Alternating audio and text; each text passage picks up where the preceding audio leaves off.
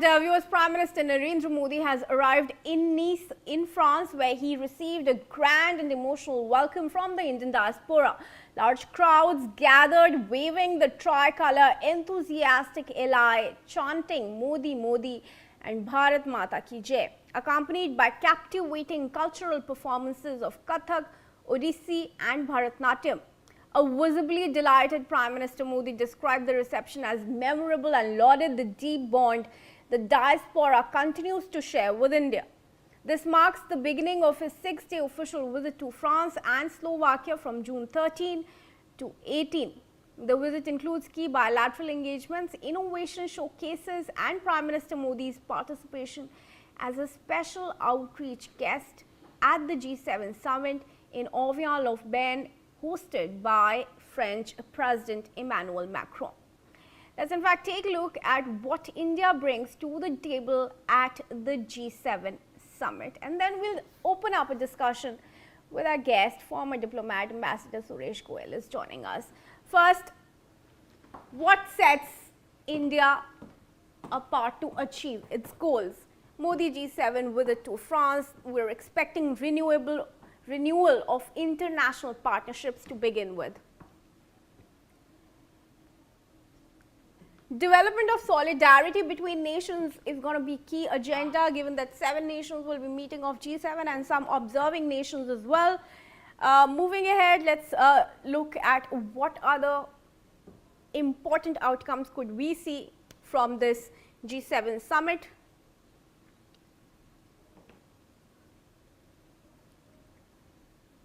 We're looking at fostering shared and balanced growth.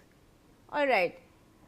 Moving ahead, we're also looking at effective and efficient rollout of artificial intelligence. Of course, one of the key issues now dominating global affairs.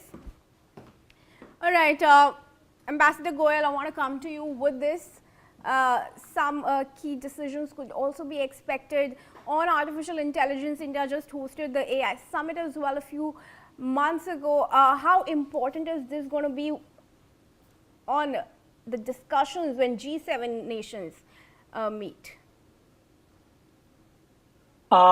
Given the fact that the evolving technology is veering around AI in both the kind of day-to-day lives of people, but also in terms of offices, industry, companies, etc., etc., AI has become one of the most important platforms of our lives, professionally and individually. Therefore, in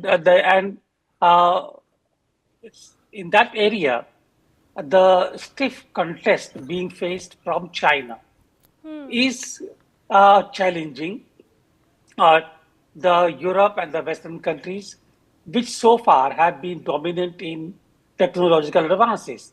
And I think it's not the first time, but one of those occasions when the challenge from other countries are really creating some kind of nervousness and challenging them to find solutions. So I think AI is going to be very important from the development point of view and from the further professional investment industrial point of view for Europe. If you want me to talk about India in this context, India did host the AI summit. And there were many areas which were discussed at that time in terms of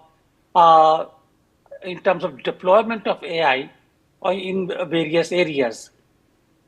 At that time, when the AI summit took place, the issue of data sovereignty had been discussed, and it had come into the placement of servers, the placement of how the AI is going to be used in terms of control of economies had all been discussed, and there were some worries even at that time. It has become even more challenging now, and I think India can play an important role with the G7 countries because of our technological base and because of the expertise we have in this area to find solutions in this respect. Right. Ambassador, stay on. We'll continue this discussion, of course. Let's also, in fact, tell our viewers that White House has confirmed that President Donald Trump will hold a bilateral meeting with Prime Minister